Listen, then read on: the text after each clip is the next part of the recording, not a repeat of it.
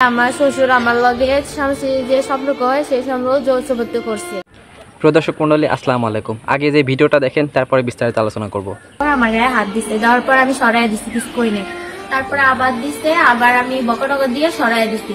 তারপরে আবার দিচ্ছে, আমি কইছি আব্বু এখন আবার দিচ্ছেন জমির ভিতরে হয়তো গেছে। সেদিন রাতে আবার আসছে, আসার পর আমার টাকা অফার দিচ্ছে, তারপর জিনিসপত্র অফার দিচ্ছে, কয় তুমি আমার যদি একবার দাও তুমি যা চাইবা তাই দিব, তুমি মানে কেউ জানবো না যে তোমার আমি এই কাজ করছি। আমার অনুপস্থিতিতে আমার বাবা আমার স্ত্রীর সাথে স্বামী স্ত্রীর মতো যে অনৈতিক কাজ সেটা আমার বাবা করছে। আমার স্ত্রী 12টা বাজে, তারপরে এই পাশে একবার এসে ওই পাশে একবার যাই, এরকম করে 2টা 3টা পর্যন্ত এরকম করে এই পাশে যায় আবার ওই পাশে আসে।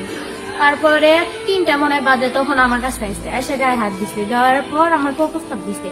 তখন আমি কইছি যে আপনি আপনারা কখনো আমি শ্বশুর হিসাবে দেখি নাই, আমি আপনার বাপের হিসাবে দেখি। এই কথা যে বলতে পারবেন আমি ভাবতে পারি না। আপনার আমি মাইয়ার যে কথা বলতে পারবেন আমি ভাবতে পারি না। আপনার কখনো আমি এই শ্বশুর হিসাবে দেখি না, একদম বাপের চোখে দেখছি। প্রিয় দর্শক মন্ডলী, আমরা কোন যুগে আছি বলতে পারেন। আমরা আসলে কি একটা পরিস্থিতি আছি যে এমন একটা সিচুয়েশন। চিন্তা করে দেখেন, শ্বশুর যে কিনা বাবা সমতুল্য, একটা মেয়ে যখন স্বামীর বাড়িতে আসে, একটা শ্বশুর সে কিন্তু বাবার মতো সম্মান পাওয়া একটা যোগ্য একটা মানুষ, অথচ সেই শ্বশুর কী কাজ করছে একটু দেখেন।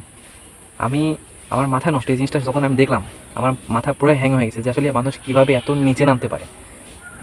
তার তো নিজে একটা মেয়ে আছে, মেয়ে থাকতেই পারে নাও থাকতে পারে, বুঝলাম তার মেয়ে নাই, তাই বলে কি যে একটা অন্য সংসার থেকে একটা মেয়ে উঠে আসছে, নিজের ছেলে বিয়ে করে নিয়ে আসছে, সে তো নিজের মেয়ের মতো না, তাই না?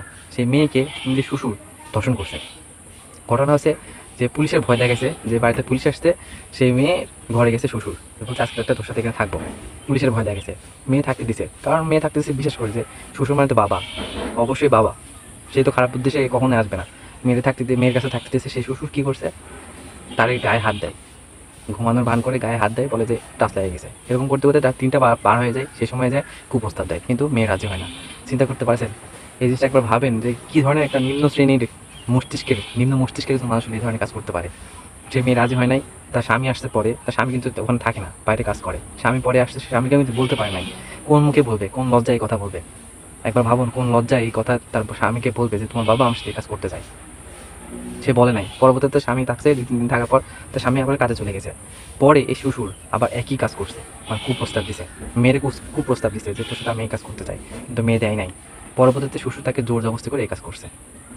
এই জিনিসটা একবার ভাবুন, এটা বাংলাদেশে হয়েছে, একমাত্র মুসলিম দেশে হয়েছে, যে জায়গায় শ্বশুর বলতে নিজের পিতা সমতুল্য হিসাবে গণ্য করা হয়। বাংলাদেশে এই জিনিসটা ঘটছে। প্রদর্শক মণ্ডলী, এই ভিডিও দ্বারা আমার একটাই বার্তা, যে মানুষ আমরা কত নিচে নেমে গেছি, আমাদের মেন্টালিটি কত ধ্বংসের পথে চলে আসছে। যে জায়গায় নিজের পুত্রবধূ, নিজের সন্তানের বউ একজন শ্বশুরের কাছে সেফ না, ধর্ষণের শিকার হইতে হয়। এখন এই যে এই বিচারটা, এই যে অন্যায় কাজটা হলো, এই অন্যায়ের যদি সুষ্ঠু বিচার না হয়, তাহলে কিন্তু পুরো আমরা যে মুসলিম সমাজ আছি, আমরা যে বাংলাদেশের মানুষ আছি, আমরা কিন্তু লজ্জায় মানুষের কাছে মুখ দেখাতে পারবো না। এই সুষ্ঠু বিচার হওয়া উচিত, সুষ্ঠু তদন্ত হওয়া উচিত, এবং এর পাবলিক প্লেসে, মানে আইন অনুযায়ী, বাংলাদেশের আইন কঠোর থেকে কঠোর মতো শাস্তি হওয়া উচিত। আপনাদের মতামত অবশ্যই কিন্তু জানাবেন। এই ধরনের ঘটনা, এই ধরনের মানে মস্তিষ্কের মানুষ যারা আপনাদের আশেপাশে, আপনাদের সমাজে আছে, এদেরকে শক্ত হাতে প্রতিহত করুন।